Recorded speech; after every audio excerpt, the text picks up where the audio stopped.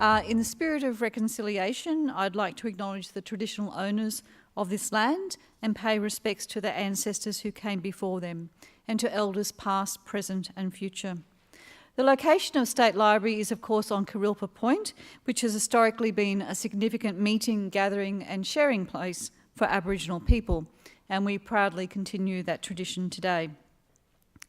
I also acknowledge and welcome our event partners from the ABC, in particular tonight's facilitator and 612 ABC Brisbane radio presenter Kelly Higgins-Devine, our 4 panellists who will be sharing their insights and stories with us today: Professor James Allen, Kevin Cox AM, Harriet Smith and Anita Goon-Waimara. Distinguished guests, ladies and gentlemen, and I'd also like to welcome Auslan's Connections. Tonight we have Leanne Beer and Lexi Young who will be signing throughout the evening. Welcome. State Library is a place for communities to come together, share stories and knowledge, to learn, to be inspired and to create. We are a community hub where everyone is encouraged to have a voice. We welcome our online viewers and invite you and our live audience to join the conversation online. The hashtag for this evening is BelongingQLD. On-site guests are welcome to join in the discussion when Kelly throws the microphone to the audience for questions later in the evening. This year, the State Library is exploring the theme of belonging, and through the previous 3 Queenslanders in Conversation panel sessions, we have aimed to get people talking about their individual and collective identities and our sense of belonging to our family, our communities, and to our state. This talk this evening coincides with the 25th anniversary of the Anti-Discrimination Act 1991 Queensland and the significant impact the Act has on creating a greater sense of inclusiveness for individuals and communities across Queensland. Tonight's conversation will explore the impact policy and legislation has had on our ingrained cultural attitudes. Tonight's panel brings together a diverse range of voices, all with strong connections to legislative policy, but with different priorities and views on economics, law and social welfare. As this marks the final Queenslanders in Conversation to be held at State Library this year, we will recommence the Queensland in Conversation series in 2017 on the 22nd of February. And our topic on that evening will be Our Digital Future, Paradise Lost or Paradise Found. And in that session, we'll explore the plausibility of both dystopian and utopian future scenarios. You can find out more information about this event and other programs on the State Library's website, or this evening, if you're on site, What's On is outside, and that has our program events for summer. Or you can sign up for one of our e-newsletters and we will send you the information regularly. The State Library is optimistic that working together to celebrate the diverse Queensland of today will ensure a safe and rich future for all members of our community. The imagery that you see on the backdrop tonight is inspired by the cover illustrations from the historic The Queenslander magazines in our collection. Inspiration was drawn from magazine images to form the interactive installation currently in the info zone on level 1, and the library shop is also selling posters of the cover illustrations on level 1 during open hours. We are very proud to be partnering with ABC for tonight's Queenslanders in Conversations talk, and I'm now pleased to hand over to tonight's facilitator, Kelly Higgins-Devine. Please welcome Kelly. Thank you. Well, very good evening, ladies and gentlemen, and thank you for those who stayed after the event and to those who've made their way here especially for this discussion. It was 1991 and the Queensland Parliament, with Peter Beattie as Premier at the time, enacted the Anti-Discrimination Act.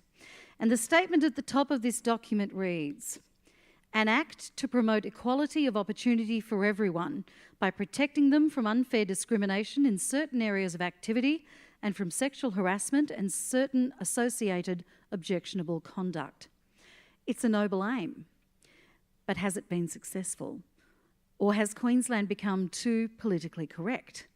And even if it is, why is that necessarily a bad thing? my guests who are going to talk about this evening, and I'm actually hoping we will have some discussion that makes us uncomfortable, because I don't think we're used to being uncomfortable anymore, and maybe we need to be uncomfortable, not to have our position changed necessarily, but to at least consider why we feel that way, no matter which side of an argument you may sit on. So our panellists this evening, he's Queensland's Anti-Discrimination Commissioner serving his second term in office. Please welcome Kevin Cox.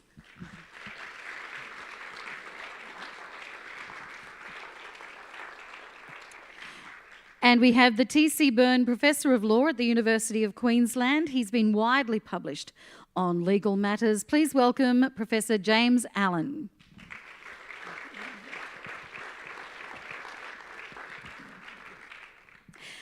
She describes herself as libertarian light. We will find out what that means. She's also an economics researcher. Welcome, Harriet Smith.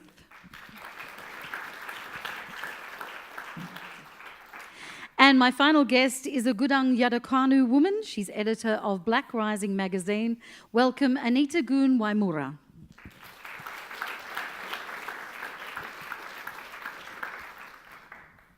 All right, welcome to you all, and thank you for being a part of the discussion tonight. Kevin, I'm going to start with you. Being Anti-Discrimination Commissioner, I'm assuming you're a big fan of this piece of legislation. What do you think the Act has achieved in the past quarter century? Well, thank you, Kelly. Yes, I am a big fan of this legislation. To answer the question, what has this Act achieved, perhaps if I can just tell a personal story and how I became an activist. In 1981, I had an accident in a scrum and I was paralysed. Up until that time, I was 21 years old.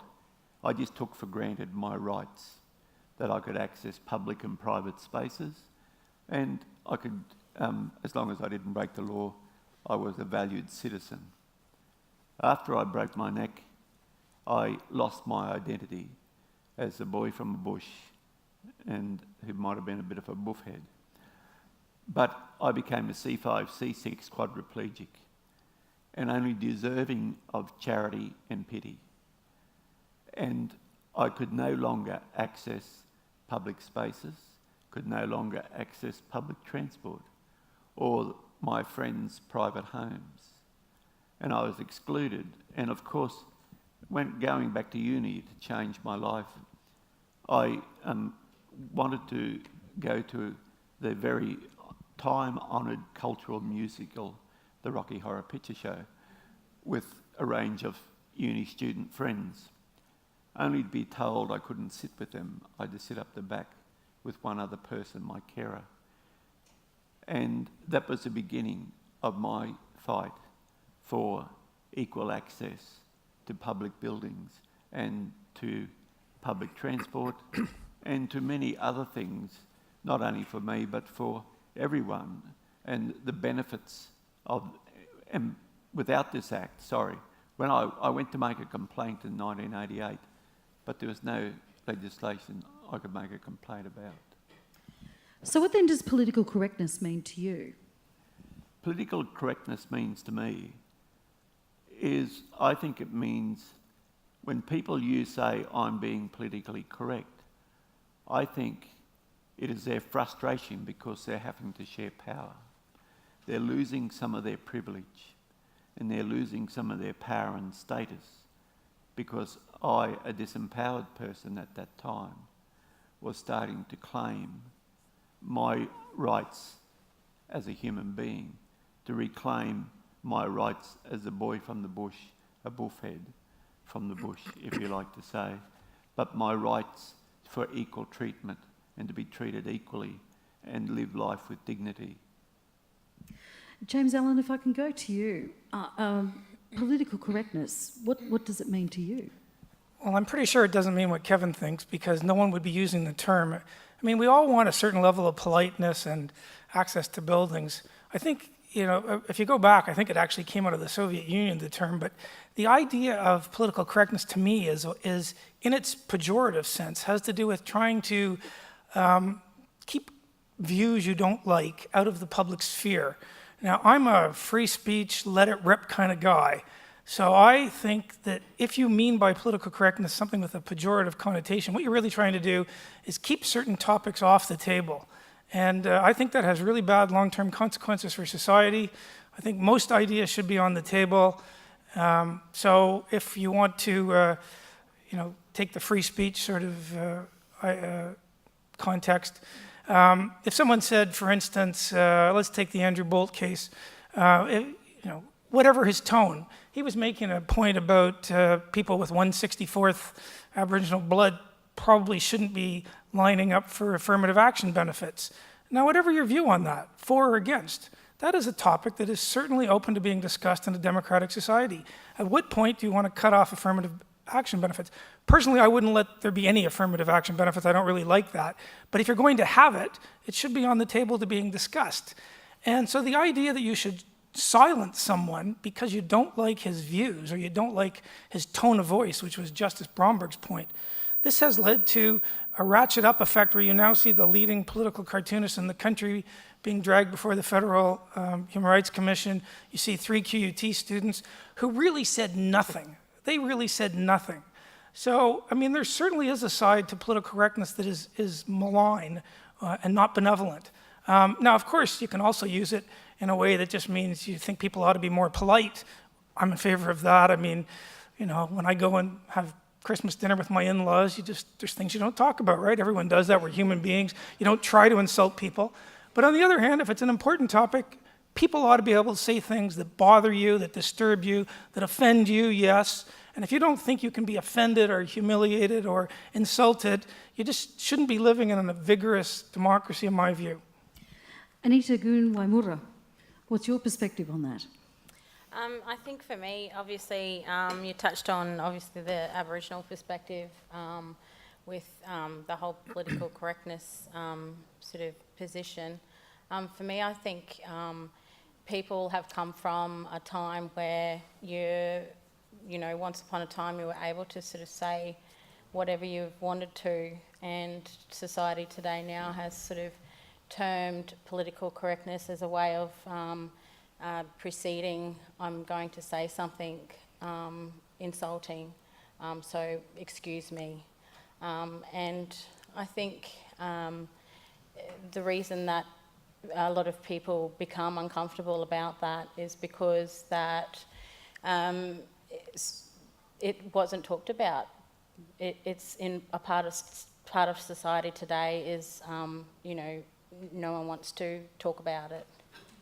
In what way? No one wants to talk about what in particular? Well, when you're talking about or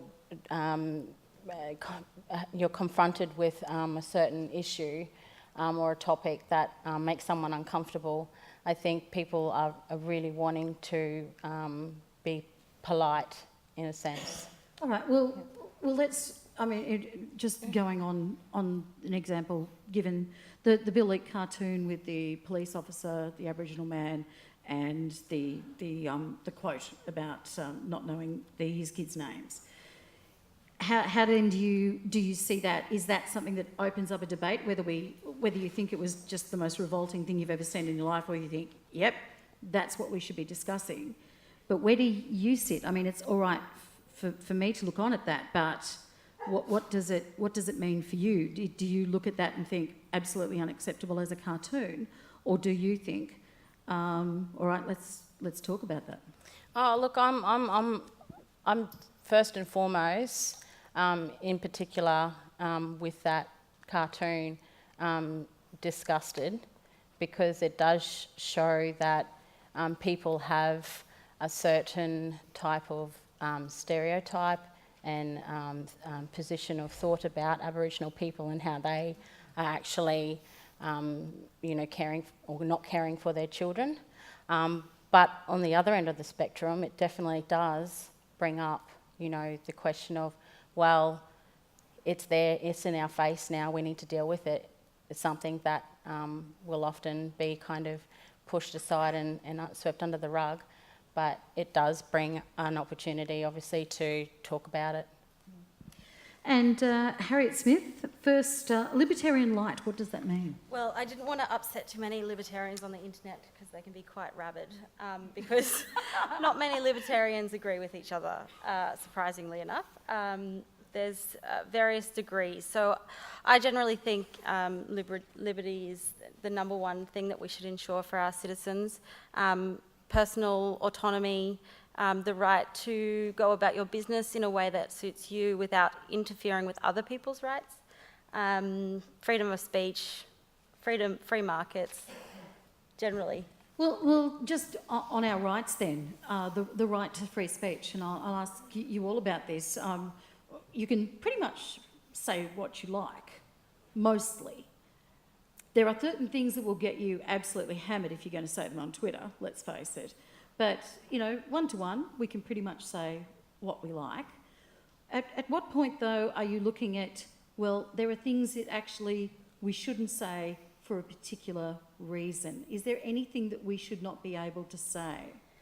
The answer is absolutely not. There's nothing that shouldn't be said. We have social norms that have evolved in order to regulate people's behaviour towards one another. If you're going to be racist or misogynist in a market, you're not going to get business. So it's not unreasonable to say that social norms can't deal with these kinds of people. I mean, it was perfectly normal 50, 60 years ago to say awful things about certain people in the community, but now we've come to a stage where it's culturally abhorrent to do that. But is that only because we've got these laws in place? Kevin Cox. Well, first, I think, let's put into perspective somebody like Andrew Bolton, the Australian. For weeks on end, we've been being hammered about 18C. And if I was a conspiracy theory, I'd say the Bill Lee cartoon was another opportunity for the continued debate to attack 18C. But where are the equal opportunity for Aboriginal people or anyone else who's offended to have this equal space that Andrew Bolt has to have a debate? There's no equal opportunity. And if you say the market, if you offend people, no one will go there, well, what about wicked vans? They thrive on offending people and in quite degrading ways. So, I think you live in a fantasy land if you think the market will take care of everything. And if you think there's equality for people to have voices, it's a total fantasy land. And, we heard Dean Wells talk about, or on one of the videos, where women had to leave their job once they got married. And it wasn't until 1984 that became illegal. So the market wasn't looking after women. We had to bring in laws. You could be sexually harassed. The market didn't look after anybody who was sexually harassed. We had to bring in laws. So if you really want to leave it to the market, why do we have any laws at all? Why don't we just have a free-for-all with no police, no jails, no nothing, and allow people to do what they want to do? Can I speak to that? Sorry. It's interesting you say that. So they thrive on not being politically correct. The reason they thrive on not being politically correct is because we've made it a counterculture to not be politically correct. We've made the right all of a sudden the revolutionaries because the left ideologically is saying you can't say this. It's bordering on authoritarian in a cultural sense. So the reason it thrives is because we've allowed it to happen like that, because we've told people they can't say this or they can't say that. The government now is in a position that tells us what is right to say and what is wrong to say. And obviously as a libertarian, I don't think the state has any business telling people rights and wrongs. I think social norms do a very good job of doing that on their own. Do social norms work? Well, James I'd first like to respond to Kevin because he probably thinks those 3 QUT students, if he's a conspiracy theorist, wanted to give up 3 years of their lives and be dragged through hell just to try to undermine 18C. I don't think that's actually right, Kevin. 18C is a terrible law. If you go to Canada, where I'm from, there is the equivalent hate speech law was repealed about 2 years ago. As far as I know, Canada is still a well-functioning multicultural society. All of the scaremongering you hear from the supporters of 18C is wrong. Meanwhile, people like students who say things like fighting segregation with segregation have spent 3 years, their careers on hold. They had to get pro bono legal help. So I think that is just wrong. We all know going in law that when you pass a law, it will always be over and under inclusive. It'll capture things you don't want, and it won't capture things you do want. Go back to John Stuart Mill. The main ideal at the heart of the Enlightenment was the idea that you would have to be listening to views you don't want. Free speech is not the idea where everyone stands around singing a Coke commercial and saying Jim Allen's a great guy. Nobody wants to silence that. What you want to keep quiet are views that make you uncomfortable and you don't like. The same kind of views that make society move forward. When people said there's a real problem with segregation in the South, of course, people assume that their own moral views are the pinnacle of moral evolution. And a lot of people's first tendency when they hear views they don't like is to think, that person over there is in need of moral re-education and I'm perfect. But usually that's not true. Usually the other person's nice, you could have a beer with him or her, and you ought to be able to listen to views you don't like, and if you don't like them, tell them why they're wrong. Say why Bill Leake's wrong on the social statistics when it comes to fathers in Aboriginal communities. I don't think he is wrong on those. It's bad, but I don't think he's wrong. You might not like the tone he brought up. We've got real problems in this country. You ought to be able to hear these views. So I don't think this idea that we put ourselves in a cocoon, and it also leads to society's fracturing. So all the like-minded people on one side, and we saw this with the US election. Anybody in this room like Trump? Right. Anybody? We got one. I bet on him winning because... Leanne, no, she was just signing. Okay, right. Yeah, that wasn't a hand. I thought I heard one. Was that a hand, Leanne? Don't you... You can, mate. He won, but, And, before we started, Kelly was making jokes about Trump because people just assume I'm with like-minded people. But, Trump got more of the black vote than Romney or McCain. He got more of the Latino vote. Seriously. Romney speaks perfect Spanish, and McCain, these are the previous Republicans, McCain has a daughter married to a Mexican, and Trump got more of the Latino vote because you know what? Borders do matter. They're at the heart of the last 350 years of the Western democratic world. You can't actually operate a democracy without solid borders. And we're seeing this in Europe. And so there's a reason Trump got votes, and it's not, not every single one of the 53 million people who voted for Trump is a moral defect. 70% of the people who ticked in exit polls that they hated both candidates voted for Trump. Because you know what you're not hearing on the ABC? Hillary Clinton was just as much of a moral problematic person as Trump. I don't really like Trump as a person, but Hillary Clinton went to the wall defending her husband against a lot of women who accused him of rape. And Hillary Clinton's made $140 million since Bill left the presidency. How do you do that as Secretary of State? How do you do that when your husband's only giving speeches? Do you hear this on the ABC? I've been on Q&A a few times. It hasn't. It's never been said on the ABC. It's not. The ABC hasn't got a single on its main television news broadcast. I'm a small government right-of-center guy, not a libertarian, but they don't have a single right-of-center person in any of their top posts in any of their current affairs TV shows. Tom Switzer. Tom Switzer's on radio. He's at the far left of the right-wing parties. I like Tom, I know him. And he got the job yesterday. Until then, he had a slot. He's had a show before that, hasn't he? Yeah, doing foreign affairs. Nobody comments on domestic politics. So you know what happens? You have one half of Australia watches ABC. Amanda Vanstone is, that would be like getting Mark Latham on and saying, here's a real left-wing Labour guy.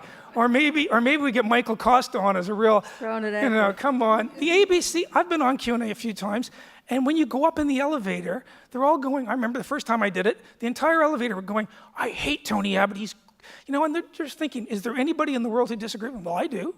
I thought, not too bad. I like John Howard when I started at university. I brought the university's meetings to a halt by saying, what's wrong with John Howard? I think he's a pretty good politician. So this idea that, I'm used to hearing everybody on the left. I work in a university. American studies show 95% of professors are left in some departments. So I'm used to it, and that makes my arguments better, and I'm used to it.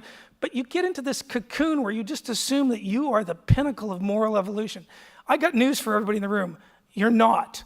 Every view we hold in this room, 100 years from now, people will look back and think there's something wrong with those people 100 years ago. So do you think that everyone's equal in this room? Sure. Under the law, yes. Sure. I mean, do I think that... No, we're not talking about under the law and theoretically. Do you think everyone is equal in this room in practice? Well, it depends what In you mean. Australia. It depends what you mean by equal. Equal is a sort of an empty concept. You first have to decide what is acceptable discrimination. So would you have a blind person flying your plane? I wouldn't. That's discriminating for a good reason. Most discrimination from the past was pretty problematic. I mean, skin color is a stupid reason to discriminate. We share 99.99% of the same genes.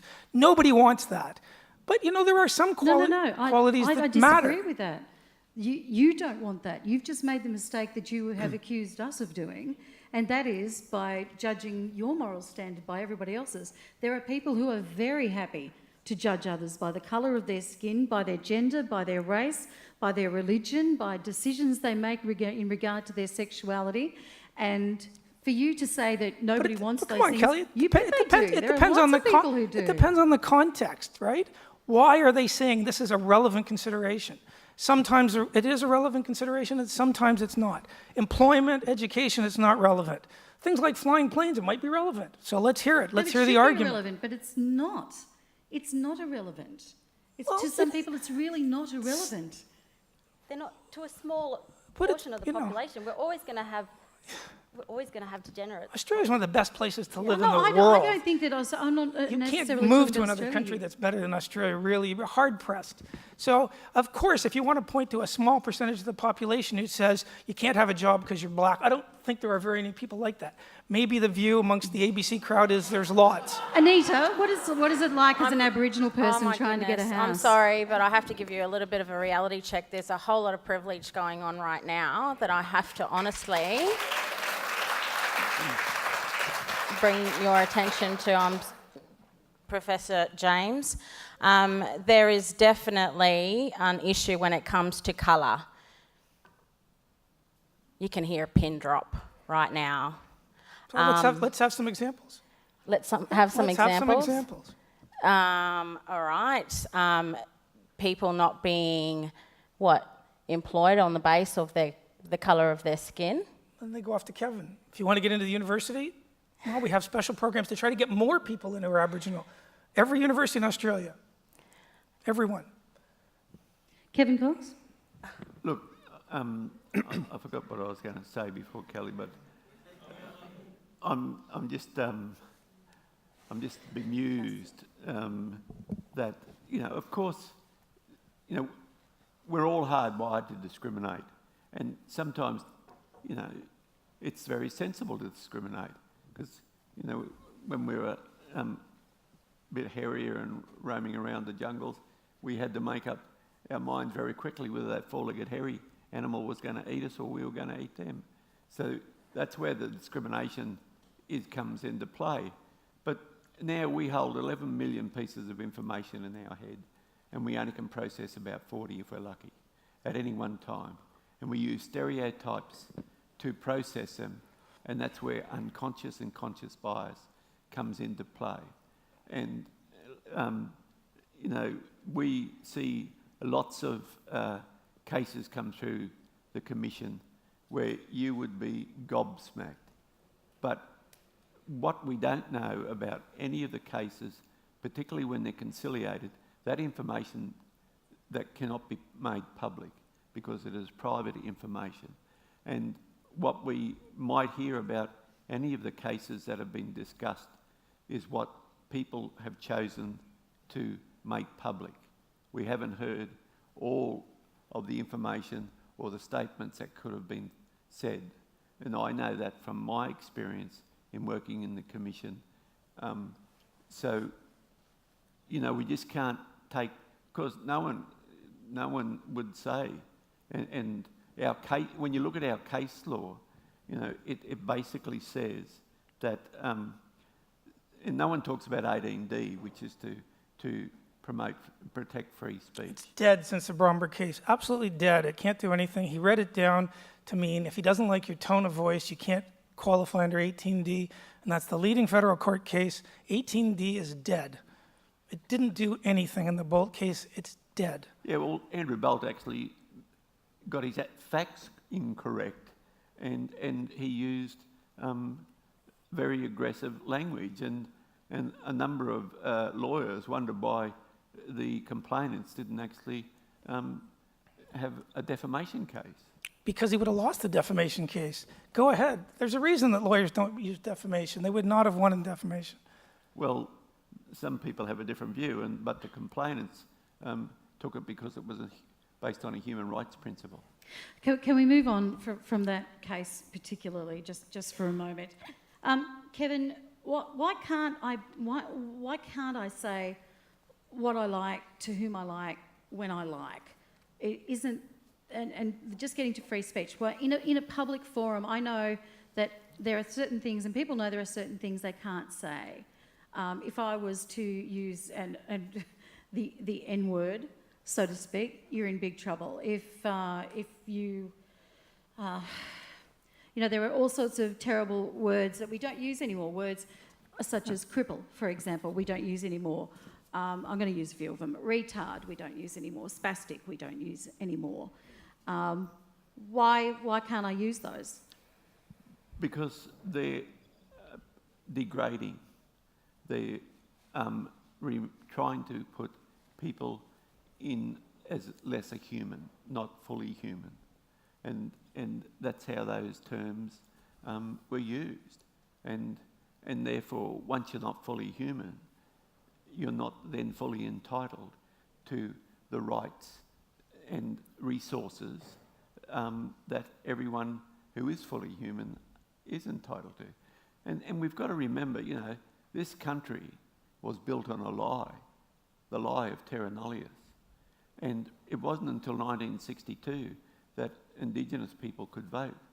And it wasn't until 1967 that the referendum was changed so Indigenous people could be counted, and then welfare measures could be made to provide opportunities for Indigenous people. And so, when you've suffered 200 years of being a non-being, a non-citizen, there's a lot of harm and hurt through generations. And why we see there are dead set big possums behind us, aren't there? Yeah. Yeah. The Productivity Commission's report today comes out and shows that things are slightly improving, but we don't see any real evaluation of the programs because they're caught up in government process or they're not getting to the people, and so people are segregated still. And people are marginalised because of their race. And it's driven by the politics of fear and envy. And that's what Donald Trump was so successful at. And we've seen it. You just don't know what you're talking about, Kevin. You don't know what you're talking about on the Trump case. I mean, if this is, I thought we were talking about political correctness, but it turned out that it's a party political broadcast. I mean, now look at Donald Trump won more of the black vote. I have let you have your say, right, James, fine. without But pretty much you without. he can't bring up Trump as if he knows what he's talking about. Trump won more of the black vote. He won more of the Latin vote. He won more of just about every. So James, what I said, he played on fear and envy. You think the left doesn't do that though? This identity What's politics? the left and the right? There's no left and right. But what I'm saying is identity Yes, there politics, is. the neo-Marxism that In we your now... mind, there might be a left and right, but as far as I'm concerned, there's about 2 degrees separation between the Labor Party and the Liberal Party. Well, that might be true, but that's because we have And that's a the duopoly. left and the right. We have a duopoly, And really. that's what people are. And people, the inequality that is growing inequality, particularly being experienced by the middle class, is where the dissatisfaction is coming from. Let's go to Harriet for just a moment, shall we? Harriet, as a libertarian, what do you think would happen if we did away with the Anti-Discrimination Act? I think nothing would happen. There would be no. No, let us speak. Let us speak. There would be, you all, it's exactly what happened in the US. Oh, Donald Trump gets in, therefore the world's going to fall in. It's not going to fall in. We have checks and balances in place. We have constitutional rights. We have common law rights that secure individual liberty. Nothing terrible is going to happen. It's a, what do you call it, a boogeyman for that. For people that want to continue to have layers and layers of bureaucracy telling them what they can do. There is, what you were saying just before, Kevin, was exactly why we need free speech, because social change has never happened without the will of the people. The only way the will of the people gets heard is through free speech. It is the cornerstone of a civil society. You look at what happened with the women's suffrage, the US civil rights right here in Australia, Charlie Perkins, 1965, the freedom rides to Moree. The referendum that happened in 1967 was the highest majority of popular vote for people voting for Indigenous people being recognised exactly like anybody else. I don't think we're ever going to see a referendum as strong as that one. And that is an indication of the willingness to be inclusionary and not exclusionary. And I don't know, I feel proud that that's the kind of society we live in, and I'm sorry that... Can I just take that a little bit further then, Harriet, and ask you, do you feel proud at the fact that today the levels of children being taken away from their parents in homes are more severe and at a higher rate than the stolen generation days? And are you happy about the rate of incarceration of Indigenous people in prisons? And are you, happy about the levels of mortality rates that Aboriginal children are experiencing in especially regional and remote areas? Is that... Of course not. The problem is, right, and I'm not trying to defend the cartoon that Bill Leake wrote, but that was the kind of thing that needs to be talked about. We need to talk about the fact that women in Aboriginal communities have higher rates of domestic violence. That is a problem. Children are getting taken away because they're being hurt, not because they're Aboriginal, not because they have a different skin tone. Has political correctness helped at all the Indigenous people at any point, Anita? Can you tell us how political correctness has helped? Can you just go a little bit further as to sort of what sort of angle, what kind of... No, I mean, well, we're talking about political correctness, so if political correctness can help a person who's Indigenous, how does it do that? Does it do that with speech? Does it do that with how you go getting a job? Does it do it with how you go renting a house? All those sort of things. I suppose my point is, how does it help? I think probably the fact that it promotes conversation, but when it comes to being able to allow someone to enable discrimination based on a person's colour, or because it has perpetuated levels of violence from the area of oppression and the colonisation times that Australia has really haven't fully come to terms with.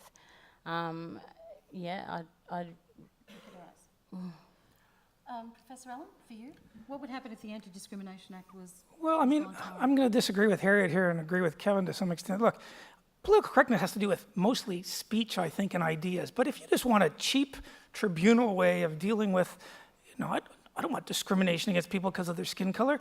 Going to court is expensive. Getting lawyers are expensive.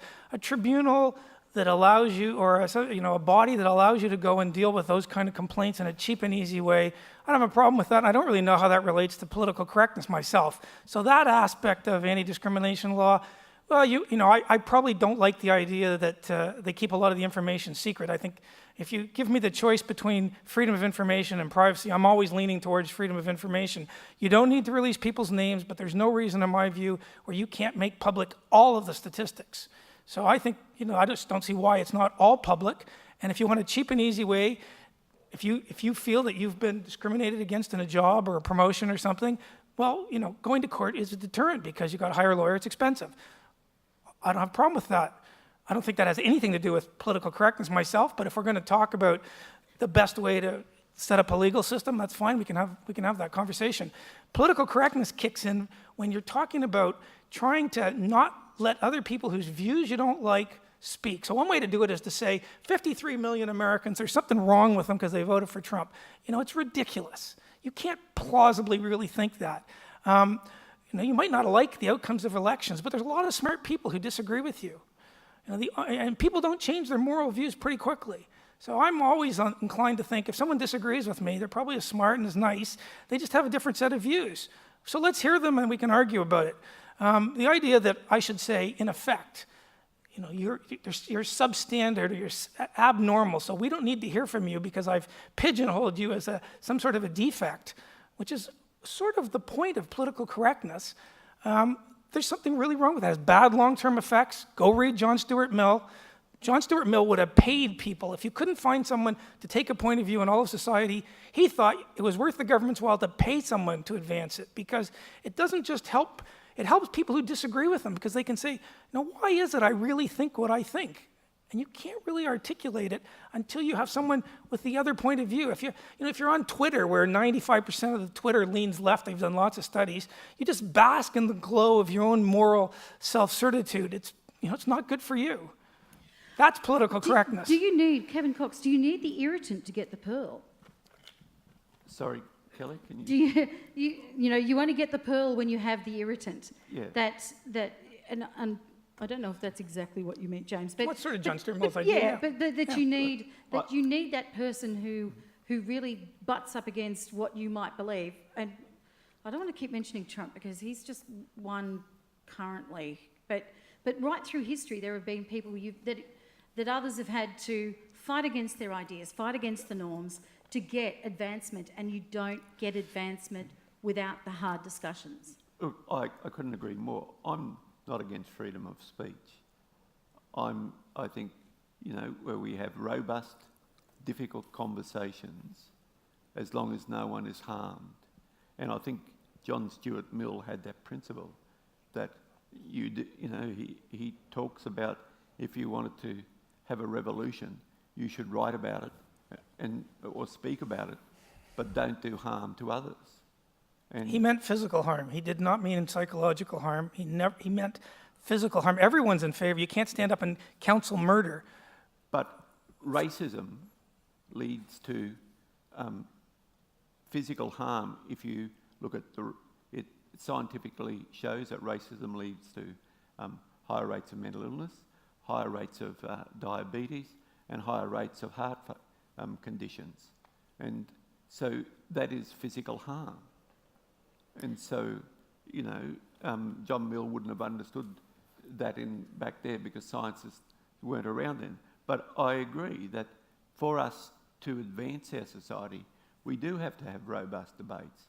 But by using stereotypes and which is degrading and brings down the debate and polarises is not the way to advance a civil society. And so I'm not against freedom of speech. Well, you are actually. If you're going to say in the second breath that you can't say things that are, with all these qualifications, take Holocaust denying. They're morons, right? They're pretty much morons, anyone who believes that the Holocaust didn't happen. But don't silence those people. Let them speak and then rebut them and show everyone why there's a problem. Otherwise, you turn them into martyrs and you make it more likely that they'll have more followers. You're much better off to let people who think the Holocaust didn't happen speak. And then you come back at them. This is why you're totally wrong. And most people don't know why they're wrong if they never have to make the argument. Well, my point is that a lot of people don't have a platform to come back and speak. Sure. just on that, but on that though, don't we? We're talking about big debates now, and in forums such as this or opinion writers. What about those one-on-ones that happen in communities, and not necessarily cities, but rural, regional areas? How do we start having those conversations that are also difficult to have because they're your neighbours, they're the people you have to work with, they're the people your kids go to school with? That kind of discussion. How do we have that? Because that's, for me, the US election proved that people, they lied about who they were going to vote for because they thought, I don't want to have that, don't have the argument about why I'm voting for Trump, so I'm just going to say I'm not. And so polls were wrong, or polls were, you can argue about that anyway. But you get to the point where people won't discuss it, but when it comes to the time when decisions have to be made, they go into the privacy of a voting booth and they make a decision that they didn't want to have an argument about because they would have felt belittled. So how do you do? Harriet, you're nodding. Well, you've exactly described why the PC culture is so toxic to a civil society, because people don't feel safe to talk about these things. The only place they feel safe is in the ballot box. Is that really what you want people to not feel franchised?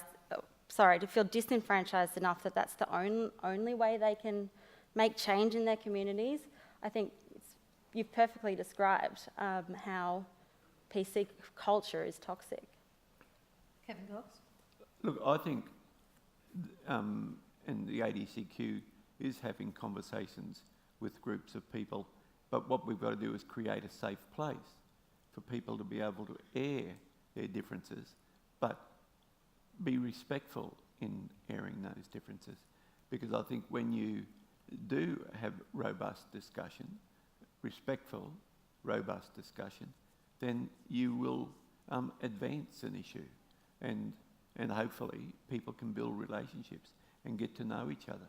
And I think because as I said, I come from the bush, and when in times of adversity, whether there were floods or droughts or somebody's house burnt down, the town would come together on those rare occasions. And it didn't matter whether you were an Aboriginal person or a white person, a Christian or a Muslim, people would come together in times of adversity, because that's what I believe is fundamentally our human nature to do. But in politics, there's, as I said before, there's a lot of divide and conquer and playing on people's fears in the politics of envy. Yeah, but politicians aside, and Anita, can I go to you? Politicians aside, communities have to have these discussions. I was just thinking back to when my parents, we're talking the 70s now, they would go out to, friends' houses, and there'd be, half a dozen, 8 adults, whatever, and they would be arguing their heads, they just yelling at each other, and just, you're the worst person ever, da-da-da. On it would go for hours, these discussions, and family round tables, the whole thing. People argued their point more.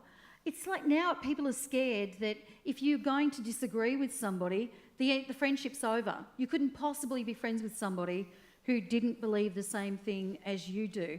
That you couldn't possibly still, love a relative despite the fact that they didn't vote for the same party as you. We seem to have become a little bit darn precious about our opinions and how it becomes an echo chamber. I enjoyed listening to those arguments, James Allen, and we don't seem to. Maybe you do at your place, but I grew up in a house where at the dinner table we all screamed at each other, and then it ended at the end of dinner, and it was pretty good. But I think what you're missing here is the Trump is a perfect example. I stayed home from work to watch the election results. I got so sick of the ABC, where they all were basically in tears. I'm barely exaggerating. The woman from Washington was interviewing her daughter about how the end of the world was coming. That was your ABC correspondent. So I turned on to Sky. We weren't doing that on my show. You think it might be better on Sky. Peter von Onselen was insulting all 53 million Americans. How could they possibly vote for Trump? Christina Keneally was in tears, and David Spears was barely any better. And then you wonder why those people won't admit that they're going to vote for Trump, and they've got some real concerns. And, Trump is right about some things. He's right about the fact that in NATO, the countries aren't spending 2% of their GDP, but they want the American troops to defend them. And Trump is an isolationist. He wants to pull out. And he's got a point, when he says, in Syria, why are we supporting the religious mass murderers over the secular mass murderers? If you have to choose between secular mass murderers or religious, I think he might have a point there. Maybe, on balance, Assad is better. And it's not a crazy view. And so some of the things he says are, pretty right. And you can't even make those comments if everyone's going to say there's something totally wrong with you. And so don't give me this that we're all one nice open discussion. But if you actually say something I don't agree with, we're going to go into meltdown and accuse you of every nasty thing we can think of, which is what happens. Bad. Perhaps if he'd stuck to that rather than accusing all Mexicans of being rapists and... Well, technically he didn't accuse all Mexicans as being racist. The ones that were coming over. No, he said there are a proportion of them that do criminal activities. That's what he said. And that's true. No, that's exactly what he said. Look, this is the thing that's really annoyed me since last week, is that one of those mummy bloggers said, "Oh, it's a post fact," because he did tell mummy a lot of... Mummy bloggers is a pretty pejorative term. Mummy blog, isn't that what they call themselves? Yeah, it's actually, this is the PC thing, isn't it, though? Mummy bloggers is actually meant to lessen what they're saying, because they're women, because they're mums, they're just mummy bloggers. Sorry. Yeah, I will get to that. But, so they said... Women with opinions who happen to have children. They said, it's post-fact. It's a post-fact world that we live in, and he definitely told furfies. He was, lying his head off. Barney's, yeah. As was Clinton. Yeah, but that's exactly right. If you read the WikiLeaks, the DNC lied to the American people on multiple occasions, made up these ideas about Russia being involved and all the rest of it to cover their own tracks. So you can't say on one hand that you wish that Hillary Clinton had been elected, and what's worse than that, they also say, well, you're going to have to tell little girls now that they can't do what they want to do because Hillary Clinton didn't break the glass ceiling. Well, I completely reject that. When I was a little girl, I knew I could be Prime Minister. You could do what you wanted to do, but nowadays they say to us, you're a victim, you're vulnerable, you need the state to protect, you need us to protect you, and I completely reject that. We should be empowering women, not telling them they can't do things because some other woman didn't do it first.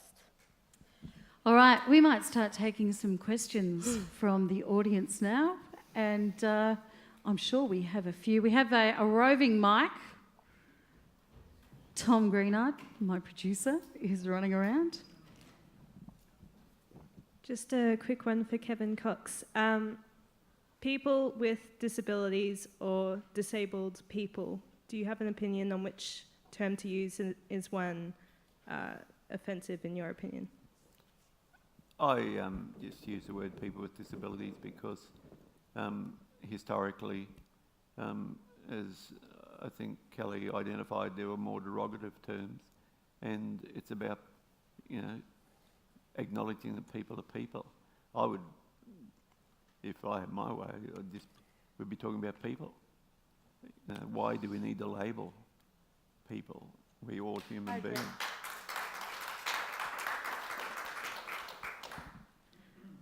Do we have any other questions? Yep, over this side as well. Oh, yep. Good evening, panel. Speaking from the left, political correctness, I find, is beginning to be more and more cancerous. Political correctness is going out of our ways not to offend people, but oftentimes we might not realize that we're forsaking freedom of speech, going out of our way not to offend, right? Do people have a right not to be offended? If a person is to come up and deny the Holocaust, is he entirely free to destroy his reputation and career? Thank you. Anita? I'm going to have to ask you to say that one again, if that's okay. Do I have the right to offend you? Can I call you... Can I use an awful word to describe somebody of Asian appearance? Can I call you anything I want to call you that might have been an awful term for an Indigenous person No. 20, 30 years ago? You Do I can't, have you the don't. right to offend by saying whatever it is that I want to say because I have a particular belief? Do you have the right not to be offended? No. I think you can't just go around saying things about people, because just as what Kevin had been saying before, it does, it hurts in one way or another. It actually does, you know, impact on a person's life, psychologically or physically. For you, James? So there's two things going on here. There's what you want the law of the land to impose on people, and then there's the sort of the personal moral characteristics. I don't go around insulting people, and I don't think most people do. You don't go out of your way. Okay, maybe I try to insult people who like 18C, but normally I don't go out and I don't try to bring up, controversial subjects like religion at dinner, that sort of thing. But it's different when you're talking about the legal rules and the jurisdiction in which you live. There are no hate speech laws in the United States at all. And when they do surveys of the country that integrates Muslims the best, it's not Germany, and it's not France, and it's not most of Europe where they have virulent hate speech laws. It's the US. And the reason is everyone has to sort of personally get along. You can't rely on the law. The law overextends all the time. Of course, the law should not say that people can't be offended. That's a terrible idea for your legal system. If you mean, should somebody you like and want to hang out with go around offending people? Of course not. But it's different if the law of the land is going to step in and take 3 QUT students and put them through hell for 3 years. And you're going to say this is a good legal regime? It's a terrible legal regime. Now, should people insult people as a personal level? Would I bring up my kids like that? No. But that's not the question. Law works at the low level here. Do we want to bring the machinery of the law to bear against people because they offended somebody? If you think that, you just simply cannot say you're in favor of free speech, with all due respect. Kevin Cox? Well, I think it's about what's the intent of offending. If you're wanting to degrade somebody and put them back in their box because that's how society has treated certain population groups, and through segregation, and as I said, not fully citizens, and therefore not having full access to the resources that that most people who are citizens, then I think it's about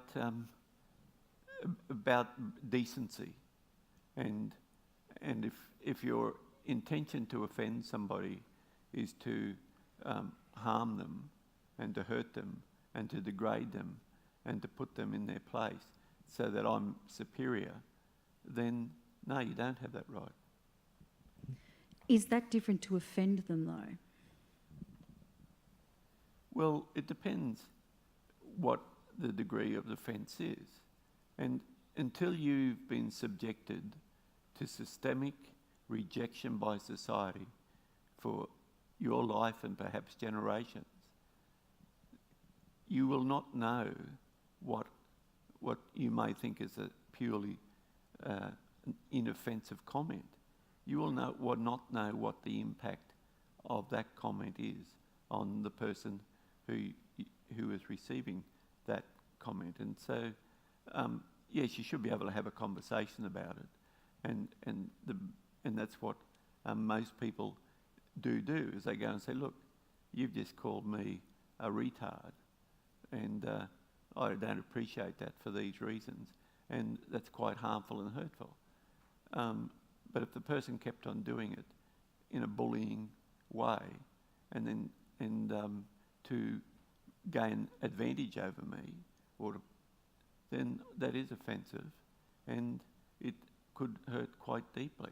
Now, it depends upon the fragility of each individual.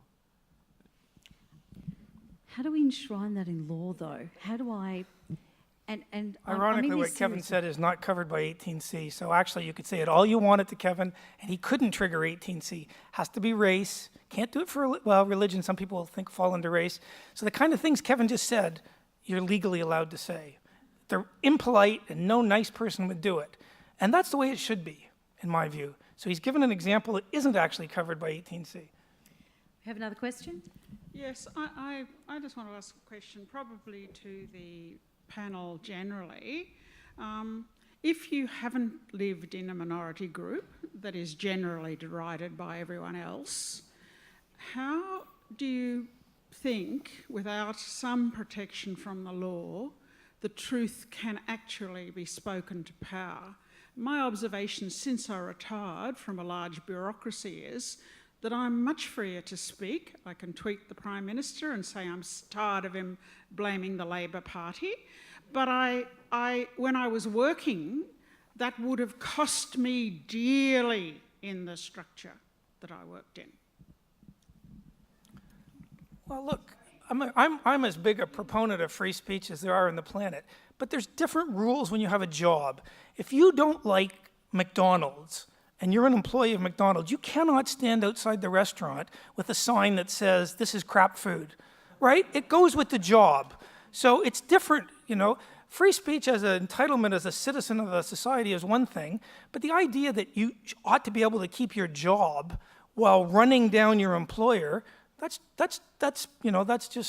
not what is encompassed by anyone's view of free speech. So if you worked for an organization and you didn't like it and you thought it was producing, too much sugar or alcohol or tobacco, then your remedy is to quit and get another job. Your remedy is not to stand outside and say, alcohol kills, don't drink alcohol. You can't do that. It goes with your job. So I think you're mixing up the free speech you ought to have as a citizen with some idea that because someone's in favor of free speech, you ought to be able to run down your employer and still keep your job. I don't know anyone who thinks that.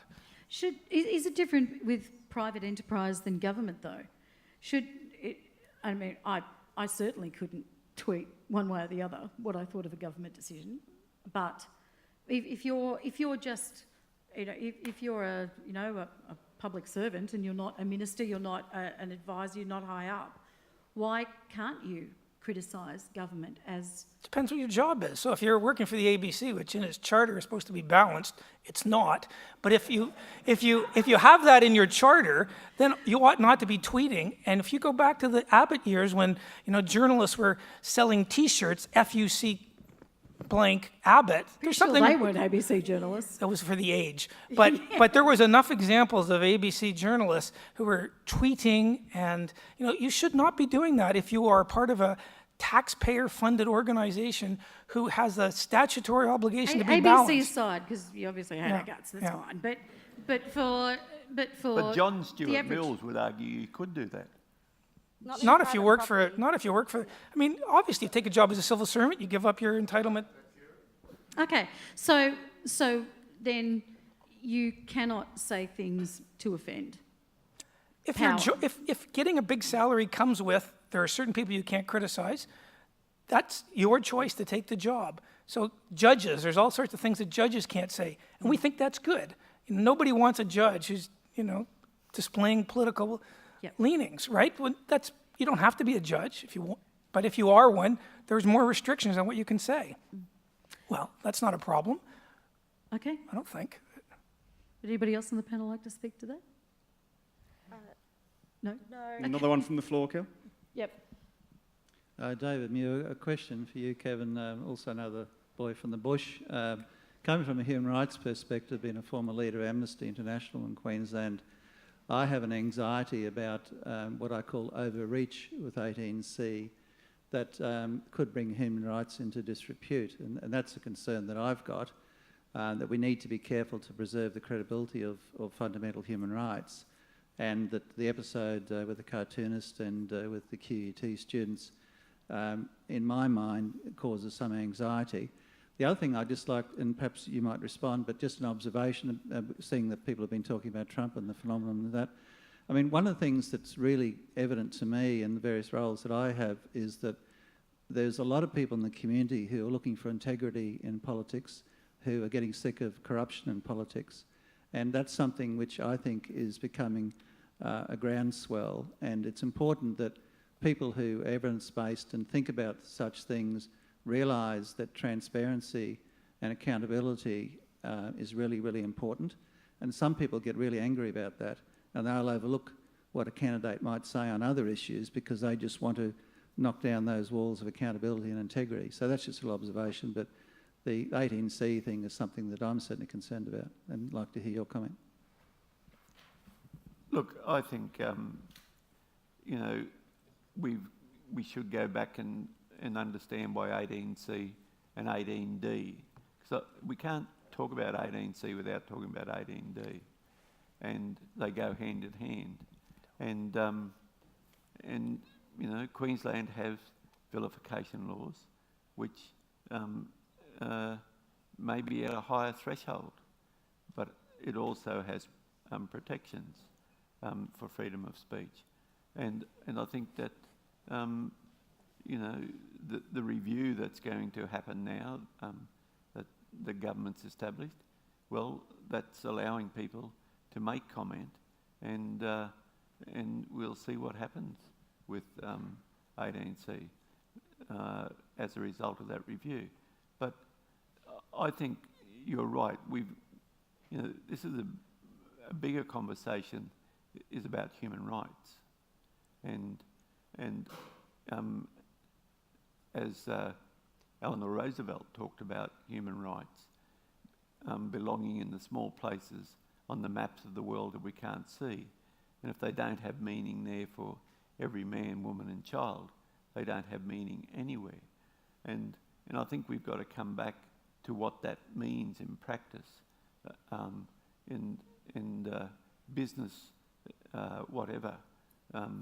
You know, if we operate from a human rights framework where we are can live our lives with dignity, go about our business and have equal opportunity, and live life free from discrimination, then I think we will have a better world and a better society. Right, and one last question. Thank you. I believe that the words political correctness and offence are really demeaning to what you're talking about tonight, because language has real power, and to deny that is a folly. We have made gains because people have used language to progress an agenda of human rights in this country, and Harriet, you wouldn't be in your position now without that. So I ask you and Professor Allen to say, to give your opinion, do you disagree that language has the power to vilify and incite hatred and violence by having such demeaning terms? Because after all, you said, Professor Allen, that you wouldn't use, a nice person wouldn't use such words, and yet you said moron tonight, which I find deeply offensive. I did it on purpose, actually, but... Okay, so look, I spent half my life professionally writing about constitutional law and the other half writing about legal philosophy. And rights are a pretty complicated idea. People throw the term around and most people haven't got a real clue about what we're talking about. So rights on a legal level, you use the example, can language incite hatred and violence? Of course it can.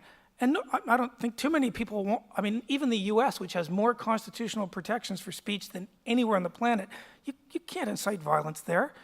We are talking in 18C, we're talking offense. And people are offended all the time, and you ought not to be able to bring the legal machinery to bear. And insulted. Why should the law go to the low level of insult, you know, or even humiliation? You know, so you've avoided the real problem by moving it up to the level of inciting violence. I don't know anybody who thinks you ought to be able to speak and incite violence.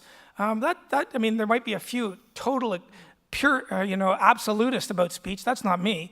But I think on balance, when you look at the evidence from around the world, vigorous free speech leads to better long-term consequences. And that means, to some extent, we all have an obligation to grow a thick skin and say to people, you are offending me, and here's why, and I don't like it, rather than to bring the machinery of the law to bear, because it will All legal rules are over and under inclusive. They will hit people you don't want to get, like the QUT students, and nobody goes after some of these mullahs who are counseling the most unbelievably awful things, so it's totally under inclusive. It's leaving them right off the scale. That's how law works. It's over and under. You get the people who sort of want. So you know going in, if you have this law that says offend or insult, you're going to be hitting a lot of people you probably don't want to hit. $500,000 in go-away money has gone to the Human Rights Commission. We don't know anything about those cases, but they're probably a lot like the QUT students. I don't know if you read about the kid. He paid $10,000 to a lawyer, and then he gave $5,000 to Cynthia Pryor to go, just to have it go away. He didn't want to be labeled a racist, and he said nothing. Now, that's a bad legal regime, and if you want to dress it up by talking about Eleanor Roosevelt and, you know, the UN Declaration, I just thoroughly disagree with that. It's all I can say. Because they released it. It was in the Australian. I can't remember what it was. All right, we might leave it there now. Because they don't release it. They should release it. This should all be public information. $500,000 in go-away money to all sorts of people. That's a bad system.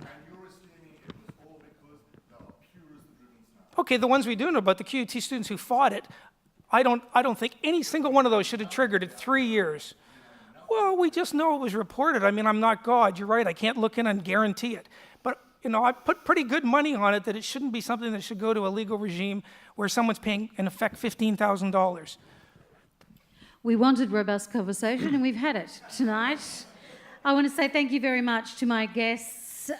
Queensland's Anti-Discrimination Commissioner, Kevin Cox, thank you. The T.C. Byrne Professor of Law at the University of Queensland, Professor James Allen, thank you. Harriet Smith, thank you also. And to Anita Gunwumura, nice to have you here. Thank you very much. And we'll be back next February when we talk about digital futures.